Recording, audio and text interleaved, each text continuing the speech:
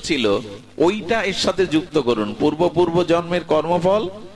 আর আমার জন্ম মানে কি, মাটিতে যেদিন পড়েছি ওই দিন না, যেদিন পিতা মার গর্ভে আমাকে পিতৃ বীজ আকারে স্থাপন করলেন, ওই সময় মার মনের ভাবনাটা বারানা সন্তান পায় আর চারানা পিতার থেকে পায়। আর আমার জন্মাবার পরে আমি যে পরিবেশে বড় হয়েছি, যে শিক্ষায় দীক্ষায় বড় হয়েছি, এই তিনটে মিলে তৈরি হয় মানুষের স্বভাব।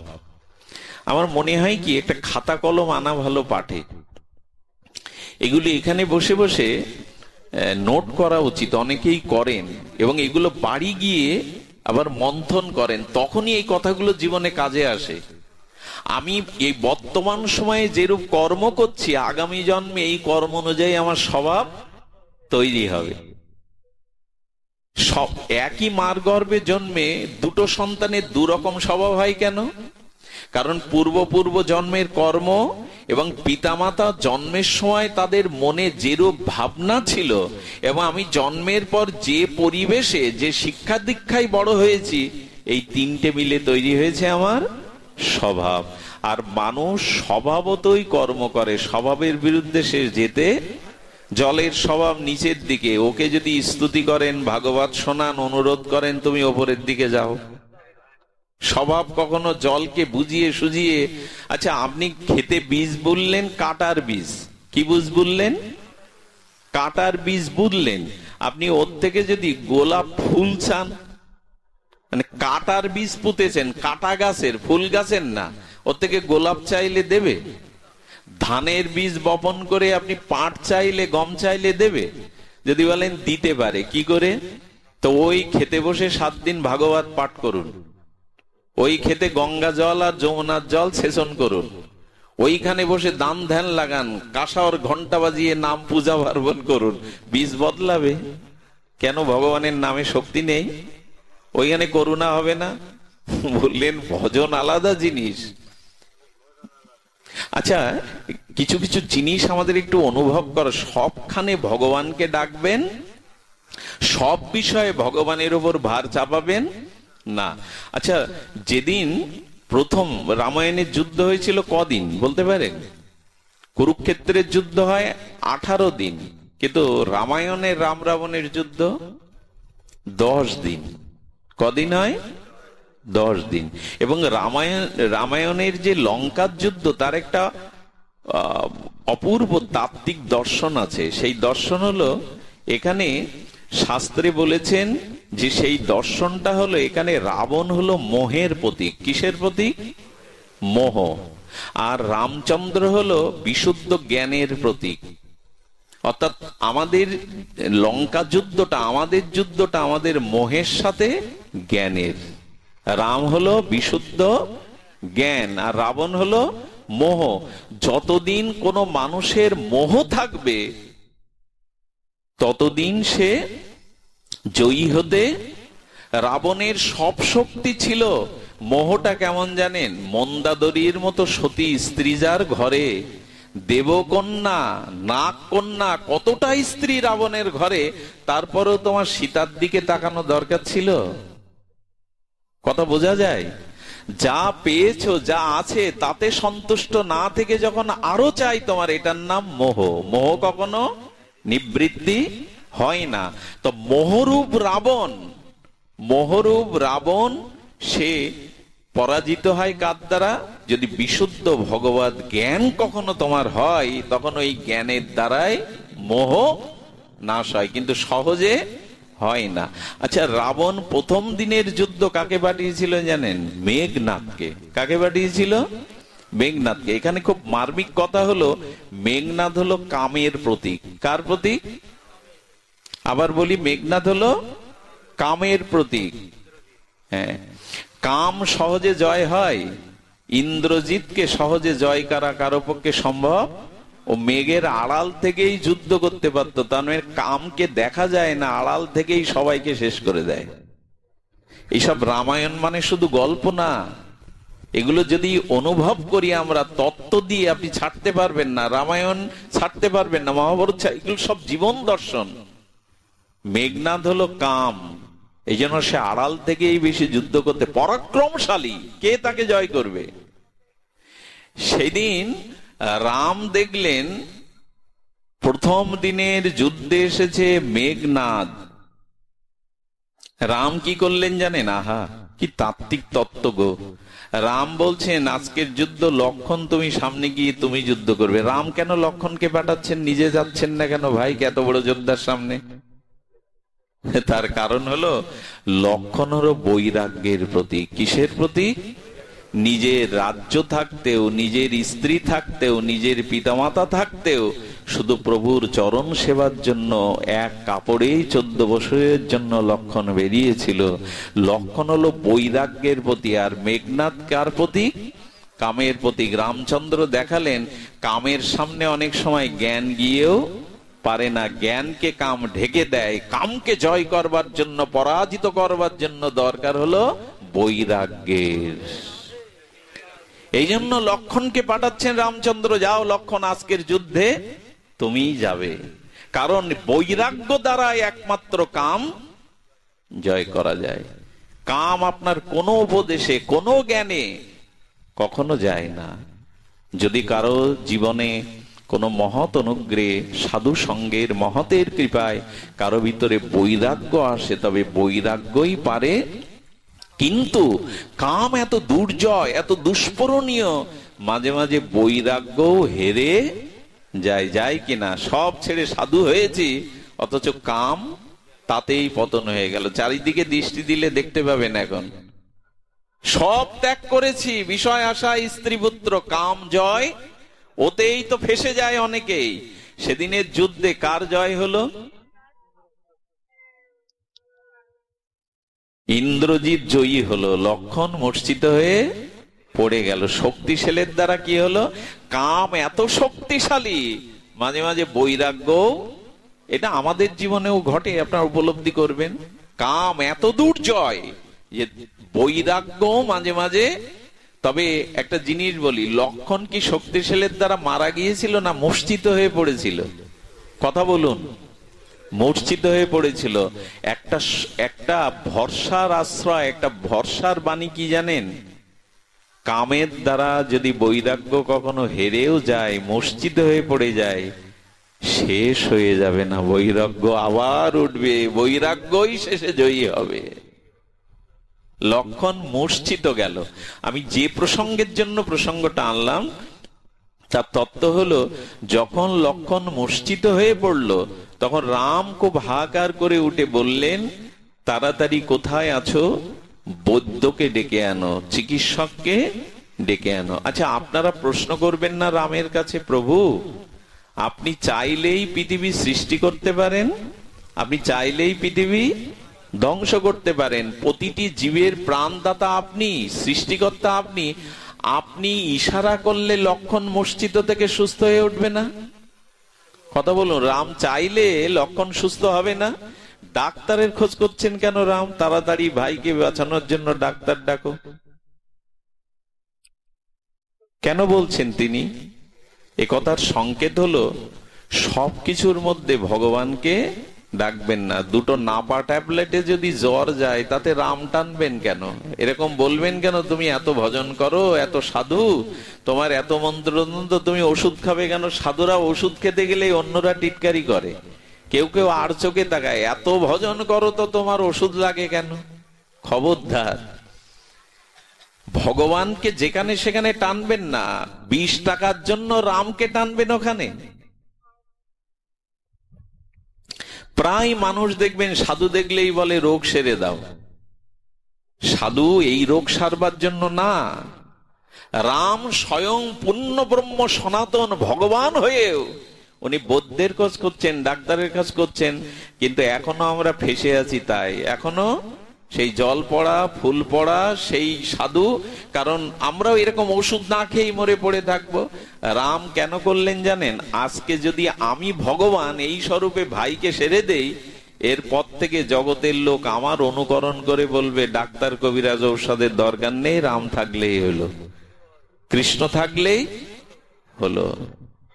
এই জন্য মহাজন যেন গতসা পন্থা, মহাজনরা যে পথ অনুসরণ করেছেন, আপনাকে অনুকরণ, মহাজনরা যা আচরণ করেছেন আপনার অনুসরণ সেটি করা উচিত। রামচন্দ্র যদি আজ ভাইকে ফু দিয়েই ভগবান হয়ে বাঁচাতেন, বলতেন এরপর আর ডাক্তার লাগবে না, যারা রাম রাম করে রামই তাদের বাঁচাবে। উচিত নয়। সে কথা করোনাকালীন বুঝতে পেরেছিল, সাধুরাও বুঝতে পেরেছিল ওষুধের দরকার কিনা। সব সময় ভগবানকে নামাবেন না। দুটো ন্যাপা ট্যাবলেটের জন্য রামচন্দ্রকে ওখানে, রাধারানীকে ওখানে নামানো। সে শ্যামসুন্দর বাবা বলেছিল, রাধারানী কৃপায় আজ ঘুম খুব ভালো হয়েছে বেটা, ঘুমে রাধারানীকে টানছো। হ্যাঁ, সবসময় ভগবানকে টানতে নেই, টানতে নেই। একজন সাধুকে দেখে এরকম যে বিষয়ী তার্কিক লোক বলছে, বাবা এত ঠাকুর ঠাকুর, এত রাম রাম কৃষ্ণ কৃষ্ণ করেন, তো ওষুধ কেন লাগছে? তখন বলছেন যে দেখো, ভগবানকে এই সামান্য কাজের জন্য যদি আমি আপনার বাড়িতে এসে আমাকে বলবেন কি নর্দমাটা পরিষ্কার করে দাও, এটা কোনো অতিথিকে বলা যায়? তাকে ওই কাজে না বলা যায়? তো যে কোনো কাজে নিজের কোনো ক্ষুদ্র স্বার্থে আপনি ভগবানকে টেনে আনবেন। এই জন্য মহাজন অনুকরণ করেছেন, ডাক্তার চাই। সব কাজে ভগবানকে দোষারোপ করা, টানা উচিত নয়। এই জন্য সেখানে বলা হচ্ছে যে তিনি তখন বললেন সুখেন বৈদ্যকে ডাকা। ওই নামটা সুখেন না, ওই নামটা সুসেন না, আমরা সুসেন বৈদ্য বলি, ওইটা খ হবে সুখেন। সুখেন বৈদ্য কেন জানেন? যাদের যাদের ভজন আছে তারা রাবণপুরীতেও সুখে আছে, যাদের ভক্তি আছে, ভজন আছে, তারা রাবণপুরীতে। আচ্ছা, এইখানে আরেকটি তাত্ত্বিক কথা দেখবেন, হনুমানকে আনতে বলল, তাই না? সুখেন বৈদ্যকে আনতে বলল। হনুমানের ওখানে কি বলা আছে? বাড়ি শুদ্ধ পরিবার সহ, ঘর সহ তুলে আনলেন। আচ্ছা, একটা ঘর যদি কেউ তোলে মাটি থেকে, সে ভেঙে পড়বে না? এইসব কথা খাটে যে হনুমান ঘর সহ তুলে আনলেন। এই ঘর তোলা কি? ঘর যদি তোলেন ভেঙে পড়বে না? এই ঘরটা যদি তুলে ফেলেন ভেঙে পড়বে। আসলে ঘর তোলা কি? আচ্ছা, আপনার বাড়িতে কোনো আত্মীয়র বাড়ি নিমন্ত্রণ হয়েছে, আপনি স্ত্রী পুত্র পরিবার সন্তানাদি সবাইকে নিয়ে গেছেন, তখন যদি কেউ বলে কজন এসছেন, কি বলি আমরা? ঘর শুদ্ধ। এটা মানে কি বাড়ি তুলে আনা? আসলে সুখেন বৈদ্য বলল, হনুমান রামের চরণ পাবো বলে লঙ্কাপুরীতে এতদিন বসে আছি, আমি একা যাব কেন? আমার ঘর শুদ্ধ সবাইকে নিয়ে চলো রামের চরণে। আমি একা কেন উদ্ধার হব? আমার স্ত্রী পুত্রকেও আমি প্রভুর চরণে। আমরা এই চিন্তা করি তো, সারা জীবন একা আসি, বউটাকে আনি তো মাঝে মাঝে, ছেলে মেয়েকে আনি তো। খুব দুঃখের বিষয়, সাতক্ষীরা গুড়পুকুরের মেলা, খুলনা গানের ফাংশন, সিনেমা হলে বাবা মার সামনে কুমারী মেয়েকে সাজিয়ে বোনের সাথে পাঠানো হয়, কত জায়গায় ঘুরতে পাঠানো হয়, পিকনিক করতে পাঠানো হয়, অথচ যুবক যুবতীদের ভাগবত আসরে পিতা হাত ধরে আনে না, যা তাদের জীবন গড়ে দিতে পারে, আগামী দিনে ভালো মা হতে শেখায়, ভালো স্ত্রী হতে শেখায়, ভাগবতে তাদের আনে না। বেড়ানো চেড়ানো পিকনিকে পাঠায় মেয়েদের সাজিয়ে গুজিয়ে, ভাগবতে আনে না। এই জন্য পরিবারকে যদি এইমুখী করতে পারেন, একা আপনি হয়ে কি করবেন? ওতে যন্ত্রণা বাড়বে। পরিবার শুদ্ধ হনুমানকে বললেন, তুমি ভক্ত, তুমি পারলে পারো। আচ্ছা, লক্ষণ যখন মূর্ছিত হলো, তখন লক্ষণকে যুদ্ধক্ষেত্রে থেকে রামের চরণে কে এনেছিলেন? হনুমান। হনুমান কেন আনলেন? বললে দেখো, লক্ষণের থেকে আরো বেশি বৈরাগ্য হলো হনুমানের। তো যদি অল্প বৈরাগ্যবান, বেশি বৈরাগ্যবান সাধুর সাথে থাকতে পারে, তবে কাম কামনায় মাঝে মাঝে মূর্ছিত হলে ওই বৈরাগ্যবান চেতন সাধুই তাকে উদ্ধার করে ভগবানের কোলে পৌঁছে দেবে। এই জন্য দয়া করে আমার ভেতরে কামনা বাসনা থাকুক, কিন্তু কোন বৈরাগ্যবান সাধুর চরণ পড়ে যদি থাকতে পারেন, তিনিই আপনাকে তুলে ভগবানের চরণে পৌঁছে দেবেন, তিনিই পৌঁছে দেবেন। তাহলে ভক্তি স্বরূপ বলে আকাশ আমাদের শাসন করছে, আমরাও ভাগবত বিশ্রাম করব। বাবাজিদের বসিয়ে এভাবে অর্বাচীনের মতো বক বক করা ঠিক নয়। ওনারা মহৎ মানুষ। আমি শুধু বলবো, শরীর দ্বারা, ইন্দ্রিয় দ্বারা, মন দ্বারা, বুদ্ধি দ্বারা, আত্মা দ্বারা, এরপর স্বভাব দ্বারা যে কর্ম ভগবানে অর্পণ করবেন, এটাই হলো ভক্তি। কথাটা কিন্তু একটা বিরোধ বাড়ছে। আপনার স্বভাবময় কর্ম যা করবেন তাই ভক্তি হবে, এটা মেনে নেওয়া যায়? আপনার স্বভাবে তো খারাপ স্বভাবও আছে, তো আপনার স্বভাব দ্বারা যা করবেন সেটাই ভক্তি হবে। এত বড় ভক্তি সরলতা বলেছেন ভাগবত। কি করে হবে? শেষের লাইনটা দিয়েছে কি, সমর্পয়তু ইতি নারায়ণং। অর্থাৎ আপনার সমস্ত স্বভাব যদি ভগবানে অর্পণ করে করতে পারেন, সেই কাজ হবে ভক্তি। অদ্ভুত কথা। শরীর দিয়ে, বাক্য দিয়ে, মন দিয়ে, স্বভাব দিয়ে, কায়েন মানসা, কায়েন বাছা, কায়েন বুদ্ধির আত্মানা, স্বভাবত যদি এই সব ভগবানে অর্পণ করতে পারেন, সেটার নাম হলো ভক্তি। স্বভাব যদি খারাপ হয়, বলে ওটাও অর্পণ করো, কারণ গোবিন্দ এমন একটি তত্ত্ব, ভগবান এমন তত্ত্ব, ওখানে বিষ অর্পণ করলেও অমৃত হয়। খারাপ স্বভাবটাও ভগবানকে নিবেদন করো। আমি বৃন্দাবনের এক মহাত্মাকে জানি, এক মাতাল গিয়ে বলছে, প্রভু আমি দীক্ষা নিতে চাই। তো বললেন, হ্যাঁ, আমি ওকে দেখে হঠাৎ কৃপা হলো, বলে হ্যাঁ আমি তোমাকে দীক্ষা দেব, কিন্তু তখন সেই শিষ্যই বলছে, আমার একটা শর্ত আছে, দীক্ষা আমি নেব, কিন্তু মদ খাওয়া। কিছু কিছু গুরুদেব আছে, এরা আমাদের মতো সাধারণ না, দেখলেন একে একটু কৃপা করতে হবে, তো পতিত হয়ে গেছে। বলে ঠিক আছে বাবা, মদ খাবে কিন্তু আমি তোমাকে দীক্ষা দেব। বলে বাবা আপনি তো বেশ উদার, আমার উপর ভরসা করছেন কি করে? বলে বাবা ভরসা তো করতেই হবে, তোমার মধ্যে আত্মা আছে, বিবেক আছে, ভরসা তো করতেই হবে। এই বিশ্বাসে দীক্ষা দেওয়ার পরে বললেন, মদ খাও আমি নিষেধ করব না, কিন্তু একটা অনুরোধ আছে, মদটা মুখে দেওয়ার আগে একবার আমাকে নিবেদন করে নিও। এইখানটায় বর্ষি বাঁধিয়ে দিলেন। ও প্রথমে বুঝতে পারেনি কথাটা, যখনই মদ হাতে নিয়ে গুরুদেবকে স্মরণ করেছেন, শ্রী গুরু কৃপায় গুরুদেবের মুখটা মদের মধ্যেই ভেসে উঠেছে। আমি কি করে এটা খাই? এর মধ্যে তো শ্রী গুরুদেবকেই দেখছি আমি। হ্যাঁ, 7 দিনেই মদ ছেড়ে দিল, গুরুদেবের চরণে ভরে, প্রভু আমি পারলাম না, আমি নিবেদন করতে গেলেই আপনার মুখখানা ভেসে ওঠে মদের মধ্যে, পারলাম না। এই জন্য আপনি কামনা বাসনা আপনার মধ্যে যাই থাক, কুকর্ম কুস্বভাব, একটু ভগবানকে নিবেদন করে সব কাজ করুন, দেখবেন ধীরে ধীরে ধীরে ধীরে ভগবত শক্তি ওর মধ্যে কাজ করে আপনাকে নিয়ন্ত্রণ করবেই।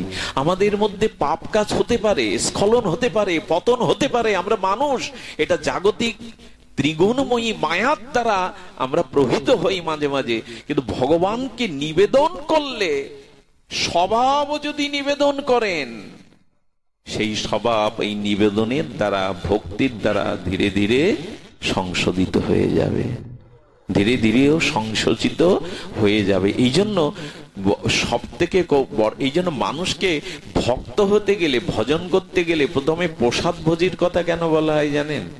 কিছু খেতে গেলে ভগবানকে নিবেদন করে খাও, ওর মধ্যে দিয়েই তার ভক্তি জীবন শুরু হয়ে যায়। যখনই সে কিছু নিবেদন করতে যাবে, তখন দেখবে এটা ভগবান গ্রহণ করে তো, এটা ভগবানকে দেওয়া যায় তো, তখনই তার ভক্তি জীবন শুরু হয়। এই জন্য উপযুক্ত সদ্গুরু প্রসাদ ভোজি ভক্তকে ছাড়া মন্ত্র দিতে চান না। এখন তো স্বাভাবিক গুরুরা যে যা খায় তাকেই মন্ত্র দেন, এরকম নিয়ম ছিল না। এখনো ইস্কনের দীক্ষা নিতে গেলে, গৌড়ীয় বৈষ্ণবের দীক্ষা নিতে গেলে আগে আপনাকে প্রসাদ ভোজি হতে হবে।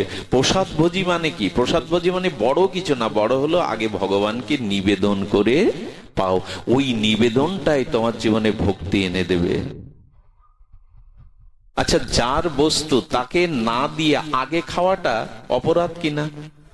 আপনি আমাকে একটা বস্তু এনে দিলেন, সেই বস্তু আপনাকে আগে না দিয়ে আপনি ভক্ষণ করছেন, এটা প্রত্যাবয় নয়। এই জন্য অগ্রভোগ হতে নেই, সব ভগবানের, তাকে না দিয়ে কিছু পেতে নেই। এইটুকুই যদি জীবনে পালন করতে পারেন, দেখবেন আপনার ভক্তি জীবন শুরু হয়ে গেছে, তখন ওই অন্নটা না, ওই অন্নের মধ্যে গোবিন্দের কৃপা চলে যাচ্ছে আপনার ভেতরে। এই জন্য যা কিছু পান একটু ভগবানকে নিবেদন করতে শুরু করুন।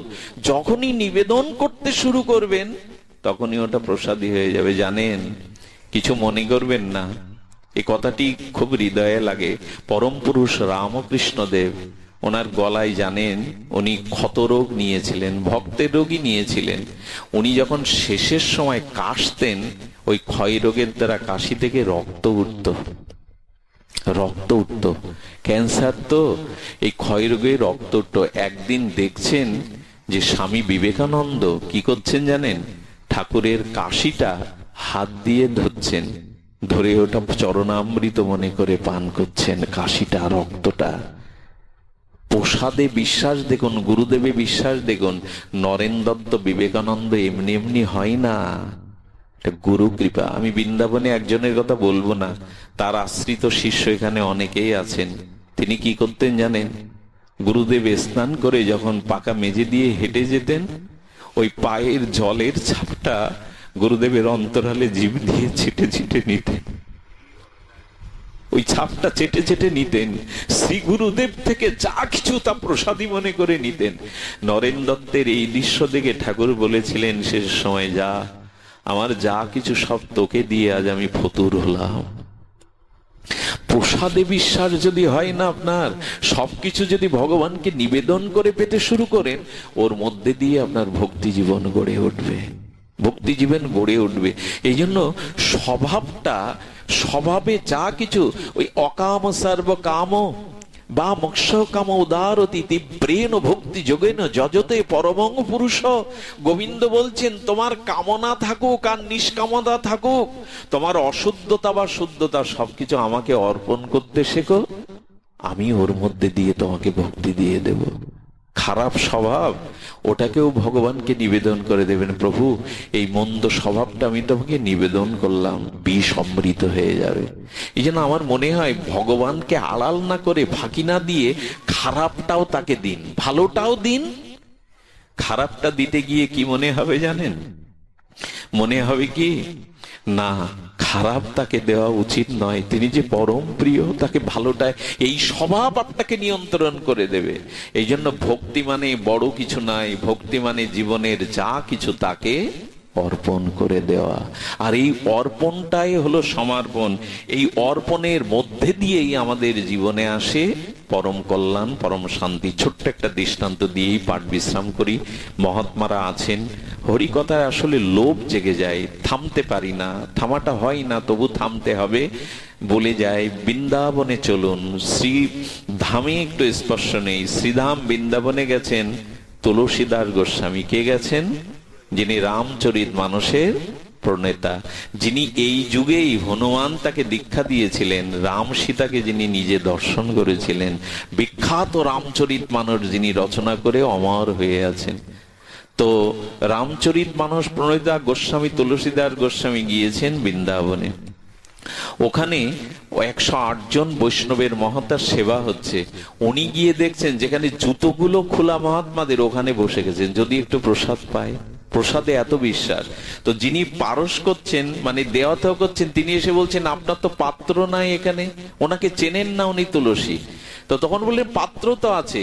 এক মহাত্মার পাদুকা ছেঁড়া জুতো, ওইটাই পেতে বলছেন, এর থেকে বড় পাত্র আর কিছু নাই, তুমি এতে দাও। এই কথাটা উনি ওনারকে গিয়ে বললেন, যিনি এই বৈষ্ণব সেবার আয়োজন করেছেন। তিনি জানলেন ইনি সাধারণ কেউ হতে পারেন না। গিয়ে দেখেন ইনি তুলসীদাস গোস্বামী। প্রসাদে বিশ্বাস কিরকম সবার হয়। হাত ধরে নিয়ে তখন মহতদের পাশে বসালেন। উনি বৃন্দাবনে যত মন্দিরে যান, শ্রীনাথজির মন্দির, আমাদের যত মন্দিরে যান, সেখানে কৃষ্ণকে উনি প্রণাম করেন না। একজন বলছেন, কি গো গোস্বামী, আপনি মুরারি মোহনকে, আপনি শ্যামসুন্দরকে, আপনি রাধারমনকে, বাকি বিহারীকে প্রণাম করছেন না শ্রীনাথজিকে? বললেন, আমি প্রণাম করব না। বলে কেন? বলে, যতদিন মুরলি ছেড়ে ধনুর্বাণ নিয়ে রামরূপে না দাঁড়াবে ততদিন তো আমি প্রণাম করব না। কারণ তুলসী গোস্বামীর উপাস্য হলেন রাম, রঘুপতির আগে বলেছেন রাম। আপনারা এটা আবার অন্যভাবে নেবেন, এটা ভক্তের নিষ্ঠা, ভগবানের স্বরূপে নিষ্ঠা। উনি জানেন রাম আর কৃষ্ণ অভিন্ন, কিন্তু ওনার ইষ্টকেই উনি দেখতে চাচ্ছেন কৃষ্ণের মধ্যে। শেষে কি ঘটলো জানেন? শ্রীনাথজির মন্দিরে গিয়ে বলছে, মাথা আমি নব না, তুমি যদি বাঁশি ছেড়ে ধনুর্বাণ না হাতে দাও। যেই বলেছেন, হাসতে হাসতে শ্রীনাথজি মুরলী ত্যাগ করে ধনুর্ধারী রূপে রাম রূপে দাঁড়িয়ে গেলেন। ভগবান তার ভক্তের ভক্তির কাছে চিরকাল পরাভূত হয়ে যান। যখনই রাম রূপ ধরলেন, রাম সীতারূপ, তখনই সাষ্টাঙ্গে প্রণাম করলেন। আর কি করতেন? বৃন্দাবনে যতদিন ছিলেন ওনার সাথে সব থেকে সভ্যতা ছিল সুরদাসজি। সুরদাস ছিল জন্মন্ধ। কি ছিল? পদ গিয়ে গিয়ে গোবিন্দের ভজন শোনাতেন। সুরদাস বিখ্যাত ভজন করতেন। সুরদাস শ্রীনাথজির কি ভজন করতেন জানেন? ভোগ আরতিতে যা যা ভোগ দেয়া হতো, উনি তো জন্মন্ধ, উনি ওইটা কীর্তন করে করে শোনাতেন। সেবায়েত পূজারী বাবা বললেন, চোখে দেখে না, অথচ যা যা দিয়েছি সেগুলো বর্ণনা করে কীর্তন করে কি করে? একটু পরীক্ষা করা, ও তো অন্ধ সেজে নেই তো। একদিন করেছে কি, ভগবানের বিগ্রহতে পোশাক পরায়নি, বলে দেখি ও কি বর্ণনা করে। নেংটি পরিয়ে রেখেছেন শ্রীনাথজিকে, কৃষ্ণকে, তখনও বর্ণনা করছে, প্রভু তোমাতে কি অলংকার লাগে, তোমাকে কি বস্ত্র লাগে, বস্ত্রহীন তুমি এত সুন্দর, আজ এক অদ্ভুত রূপে দেখছি। আরে পায়ে পড়ে গেছেন, বলে এ তো হ্যাঁ। তখন বলছেন, আমি বুঝেছি সুরদাস, তুমি অন্তর দৃষ্টি দিয়েই ভগবানকে দেখো, তোমার বাইরের দৃষ্টি নেই, তাহলে কি হবে? তুমি অন্তর দৃষ্টি দিয়ে দেখো। এই সুরদাস যার ভজন শুনতে গোবিন্দর কুটিরের সামনে এসে বসে থাকতেন। সুরদাসের কাছে গেছে তুলসীদাস, গিয়ে বলছেন, আমার রাম বড়, আমার রাম। আরে কৃষ্ণ ভজন ছাড়ো, ওই বাঁকার ভজন ছাড়ো, কালোর ভজন ছাড়ো। ওই কালো যারা ভজন করে তাদের ভেতরটাও কালো হয়ে যায়, এরাও চুরি করতে শেখে। উনি চুরি করেন তো এরাই চোর শেখে। এটা কিন্তু ভাববেন না নিন্দা করছে, নিন্দার ছলে। দেখবেন প্রিয়া যদি মান করি করায় ভৎসন, যাকে খুব ভালোবাসেন, যাও তোমার মুখ দেখবো না, ওটা অনেক প্রিয় লাগে। প্রিয়ার ভৎসনও ভালো লাগে। তো কি হয়েছে ওইরকম বলছে, তখন বলছে, আরে রাখো রাখো, আমার কৃষ্ণের থেকে সমান পৃথিবীতে, আমার শ্যাম সুন্দরের থেকে, গোপালজির থেকে সুন্দর কেহ নেই। এই দুজন তর্ক বাঁধাতেন, তর্ক নয় তো, আনন্দ রস লীলা করতেন। একদিন তুলসীদাস বলছে, প্রতিদিন এভাবে ঝগড়া না করে একদিনেই মীমাংসা হোক না, কে বড়। কি করে বললো, দাড়ি টানাও।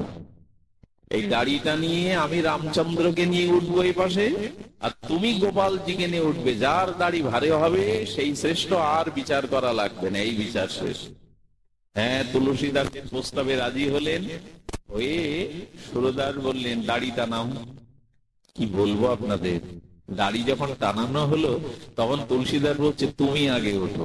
সুরদাস গোপাল মূর্তিটা বুকে করে দাড়িতে উঠতে উঠতে বলছেন, জয় গোপাল জিউ জয়। কি বললেন? জয় শ্রী গোপাল জিউ জয় বলে বললেন।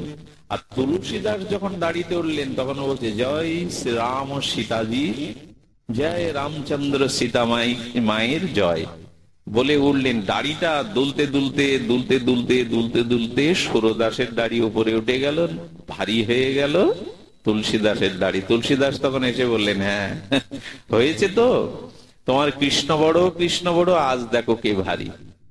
সুরদাস তখন কেঁদে ফেলেছে, বললেন, হ্যাঁ ওপরেই যাও, ওপরেই যাও, ভারী আর হতে হবে না। কৃষ্ণের উপাসনা যারা করে এরা সব হালকা, এই দেখো ভারী উপাসনা করে বলে, আজ থেকে মেনে নাও, আমার রাম সীতাকে মেনে নাও। সুরদাস গোপালকে বুকে নিয়ে কুটিরে চলে গেলেন। যে কুটিরে এক পাশে গোপালকে রেখে পাশের দিকে বলছে, আর কোনোদিন আমি তোমাকে আর চাইবো না, আর তোমাকে ভজন শোনাবো না। তুমি পুতনা বিষ দিয়ে মারতে গেল, তাকে ধাত্রীগতি দিলে। তুমি 6 মাস বয়সে অগাসুর বগাসুর কত অসুরকে বধ করলে। হ্যাঁ, তুমি শরীরকে ভারী করে অরিষ্ট দানব কতকে বধ করলে, আর আমার বেলা একটু ভারী হয়ে দাড়ি নিচে দিতে পারলে না। না, সারাটা জীবন অন্ধ হয়ে ভালোবেসেছি, ওই বেলায় তুমি এত বল ধরতে পারো, আর এই বেলায় তুমি বল ধরতে পারো না। খবরদার আমার দিকে আর তাকাবে না আজ থেকে। ভালোবাসা না থাকলে, অনুরাগ না থাকলে অভিমান করা যায়। এদিকে তুলসীদাস তো খোঁজ মেজাজে আছে, আমার রাম বড়। বিগ্রহ কি করেছে জানেন? গোপাল কি করেছে জানেন? গোপাল অচল থেকে সচল হয়ে গেছে। গোপাল সচল বালকের রূপ ধরে সরদাসের কোলে বসে চিবুক ধরে বলছে, রাগ করছো কেন? বলে, কোলে উঠবে না, আমাকে আর ডাকবে না, যাও কোল থেকে নেমে যাও। বলে, শোনো না আমার কথা, কেন হেরেছো শুনবে না? কেন তুমি যেতনি শুনবে না? কি বলতে চাও বলো। অভিমানের মধ্যে কোলে এসেছে তো, চিবুক ধরে বলছে, কেন রাগ করছো? আমাকে ফেলে দিলেই কি আমি চলে যাব তোমাকে ছেড়ে? বলে, কেন? তখন বলছে, আচ্ছা 3 বড় না 2 বড়? কি বড়? সংখ্যা 3 বড় না 2 বড়? তখন বলছে, দেখো তুমি দাড়িতে ওঠার সময় কি বলেছিলে? জয় গোপাল জিউ জয়। আর তুলসীদাস কি বলেছিল? জয় সিয়ারাম কি জয়। তাহলে গোপাল আর তুমি, আমরা 2 জন, আর ও কজন নিয়ে উঠলো? ভারী তো ওদিকেই হবে, তুমি রাগ করছো কেন? আরে মানে দেখাচ্ছেন আমরা যারা গৌড়ীয় বৈষ্ণব, তারা রাধারানীকে বাদ দিয়ে যেন এক গোপালজিও কেউ বুকে না নেই, তাহলে উপরে উঠে যেতে হবে, হেরে যেতে হবে। রাধারানী সাথে না থাকলে সুখ বলে আমার কৃষ্ণ মদন মোহন, সারি বললেন আর মদন মোহন, আমার রায় বামে যতক্ষণ। বললেন, ভুল তো তুমি করেছো, তুমি গোপালজি বলে দাড়িতে উঠেছো, জয় সিয়ারাম সীতাকে সাথে নিয়ে উঠেছে, তো 3 জন তো ভারী হবে। তখন বলি, এই বুদ্ধিটা তো আগে আসেনি। তখন ও আবার গোপালকে কোলে নিয়ে বলছে, তুলসীদাস আবার দাড়ি টানাও। বলে, আর দাড়ি টানাবো না, বিচার তো হয়ে গেছে, ফলাফল তো এসে গেছে। বলে, না একবারে হয় না, আবার দাড়ি টানাও। যখন বলছে তুমি টানাবে না আমি লোক ডেকে টানাবো, বলে আবার পরীক্ষা দিতে? বলে, হ্যাঁ আবার দিতে হবে। তুলসীদাস বুকে জড়িয়ে ধরে বললেন, যুক্তি তর্ক দিয়ে কে পাঠিয়েছে আমি সব এখানে বসে শুনেছি। তোমার রাম আমার কৃষ্ণ আলাদা নয় গো, আমি শুনতে পেয়েছি গো। তোমাকে যে যুক্তি দিয়ে পাঠিয়েছে, এসো কেউ আলাদা নয়। তবে হ্যাঁ, শুধু কৃষ্ণকে না, আমার প্রেমময়ী ঠাকুরানীকে, রাধাকে নিয়ে ভজন করুন, তবেই জীবন ধন্য হবে। আমি আপনাদের সকলের চরণে প্রণতি রেখে ভক্তির মহামহিমা কীর্তন এখানে বিশ্রাম রাখছি। ভাগ্যবান এরা যে এখান থেকে যদি বৃষ্টির ঝাপট আসতো, এখান থেকে অনুষ্ঠান করা সম্ভব হতো না। আকাশে কিন্তু প্রচন্ড মেঘ, বিদ্যুৎও চমকাচ্ছে, কিন্তু কৃপা হয়েছে। তো বিদেহী আত্মার কল্যাণ আর আলাদা করে প্রার্থনা করার প্রয়োজন নেই। আপনারা যখনই এই বাড়িতে পাতদুলো দিয়েছেন, হরিনাম উচ্চারণ হয়েছে, ওনার 21 কুল আনন্দে আশীর্বাদ করেছে, ওনাদের 21 কুল। আমার বাবাজি মহারাজ আছেন, আমি ওনাকে, আমার সাথে আজ প্রেমানন্দ এসেছিল, আমাদের অনুপ কৃষ্ণ দাস এসেছিল। অনুপের সামনে কথা বলতে ভয় হয়, বড় পণ্ডিত ওরা, প্রেমানন্দ, কিন্তু আমি ওদের সুযোগ দিলাম না। আমি বাবাজিকে সমাপনী 2টো কথা বলবার জন্য আহ্বান করছি। উনি অনেকক্ষণ ধরে বসে আছেন, উনি যেন আমার দৃষ্টতা ক্ষমা করেন, ওনার কাছেই দিচ্ছি। উনি সমাপনী 2টি কথা বলে আজকের ভাগবত বিশ্রাম রাখছেন। জয় শ্রী গুরু প্রেমানন্দে।